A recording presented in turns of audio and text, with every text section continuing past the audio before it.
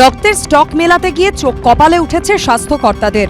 ভিন রাজ্যে 4,15,00,000 টাকার বিক্রি করা হয়েছে এফএফপি বা ফ্রেশ ফ্রোজেন প্লাজমা। সরকারকে অন্ধকারে রেখে বেসরকারি ব্লাড ব্যাংক থেকে কোটি কোটি টাকায় ভিন রাজ্যে পাচার হয়ে যাচ্ছে রক্ত এবং প্লাজমা। স্বাস্থ্য দপ্তরের তদন্তে উঠে এলো এমনই চাঞ্চল্যকর তথ্য। অথচ প্রয়োজনের সময় জীবনদায়ী রক্ত পাচ্ছেন না রোগীরা।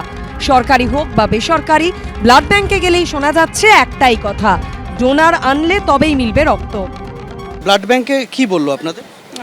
রক্তদাতা পাঠান লেখা আছে এখানে। তা কেন, মানে কারণ কিছু বলছে? কারণ কিছু বলেনি আমাদেরকে, খালি স্ট্যাম্প মেরে দিয়েছে, এটাই বাস।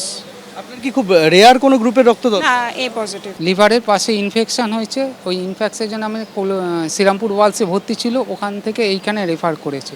ভেতরে গেলাম, গিয়ে বললো আপনার এতে হবে না, আপনার ডোনার লাগবে, কার্ডে হবে না।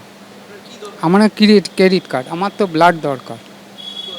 তো এখন বর্তমানে ডাক্তারবাবু একটা বলেছে, হাসপাতাল বলছে কার্ডে হবে না, ডোনার আনতে হবে, তাহলে হবে। স্বাস্থ্য দপ্তর সূত্রে খবর, রক্ত পাচারের এই বেআইনি কারবারে সামিল রাজ্যের অন্তত 7টি বেসরকারি ব্লাড ব্যাংক। তার মধ্যে 4টি বেসরকারি ব্লাড ব্যাংকের বেআইনি রক্ত ব্যবসার যাবতীয় নথি বাজেয়াপ্ত করা হয়েছে।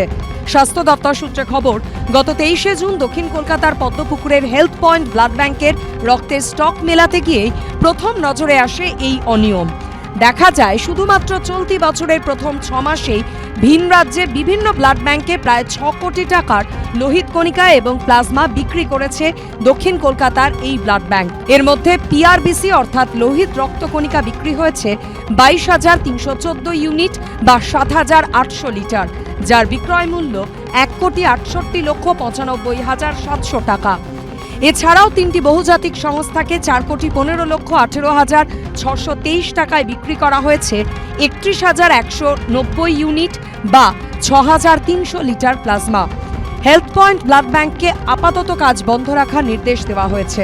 বাকিদের বিরুদ্ধেও ধাপে ধাপে ব্যবস্থা নেওয়া হবে বলেই খবর স্বাস্থ্য ভবন সূত্রে। পাচার না, এটা আপনি যেটা বলছেন পাচার, এটা পাচার না, এটা সব ব্লাড ব্যাংকই করে, বুঝতে পেরেছেন? একা আমি নই, যত প্রাইভেট ব্লাড ব্যাংক আছে সবাই করে, কিন্তু কি হয়েছে না হয়েছে সেটা আমি আপনাকে বলতে পারবো না। সেটা আপনি স্বাস্থ্য দপ্তরে গিয়ে জানুন। হ্যাঁ, সেটা তাহলে বলেছে, তাহলে আপনি ওখানে আমার এখানে কি করতে এসছেন? কোনো নোটিশ, কোনো চিঠি কিচ্ছু আসেনি, ক্যাম্প বন্ধ, এটা এইটুকুই জানি। সূত্রের খবর, প্লাজমা বিক্রি হয়েছে হায়দ্রাবাদ এবং মুম্বাইতে, লোহিত রক্তকণিকা বিক্রি হয়েছে বিহারের পাটনা, নওয়াদা, সিওয়ান, মুজফ্ফরপুর, বেগুসরাই, মতিহারি, উত্তরপ্রদেশের বারাণসী, বলরামপুর এবং ঝাড়খণ্ডের বেসরকারি ব্লাড ব্যাংকে। তো একটা বড় অংশ হচ্ছে প্লাজমাটা বিক্রির একটা সাংঘাতিক, এটা জাস্ট গত 3-4 বছর হয়েছে, আগে ছিল না টেকনোলজিটা, তারপরে অ্যাকচুয়ালি ব্যাঙের ছাতার মতো এগুলো এসেছে। দ্বিতীয়ত হচ্ছে বাকি যে পিআরবিসি বাড়তি যেটা হয়ে যাচ্ছে, সেটাকেও আমাদের সন্দেহ ছিল যে অন্য রাজ্যেও যেতে পারে, এবং সেইটা আমরা এখনও পুরোটা করতে পারিনি। আস্তে আস্তে আমরা এগোচ্ছি। আমাদের খুব ভালো টিম, 3-4 জন যারা অত্যন্ত অল্প বয়স্ক কিন্তু কমিটি মেডিসিন এমডি বা অন্য উচ্চ শিক্ষিত, এরা খুব নিখুঁতভাবে চুলচেরা বিচার করছে। আমরা বুঝতে পারছি যে প্রয়োজনের তুলনায় অনেক রক্ত সেটা বাইরে গিয়েছে। স্বাস্থ্য দপ্তরের দাবি, রক্তের ব্লাড ট্রান্সফার বা একসঙ্গে বিপুল পরিমাণ রক্ত সরবরাহের ক্ষেত্রে কেন্দ্রীয় স্বাস্থ্য মন্ত্রকের সুনির্দিষ্ট গাইডলাইন রয়েছে। এই গাইডলাইনে বলা হয়েছে, এক রাজ্য থেকে অন্য রাজ্যে রক্ত এবং রক্তের উপাদান বাল্ক ট্রান্সফার করতে হলে নিয়ামক সংস্থা এসবিটিসি এবং এনবিটিসির অনুমতি নিতে হবে।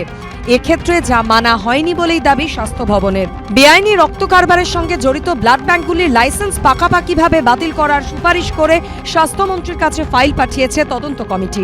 সন্দীপ সরকারের রিপোর্ট, এবিপি আনন্দ, কলকাতা। এবিপি আনন্দ, এগিয়ে থাকে, এগিয়ে রাখে।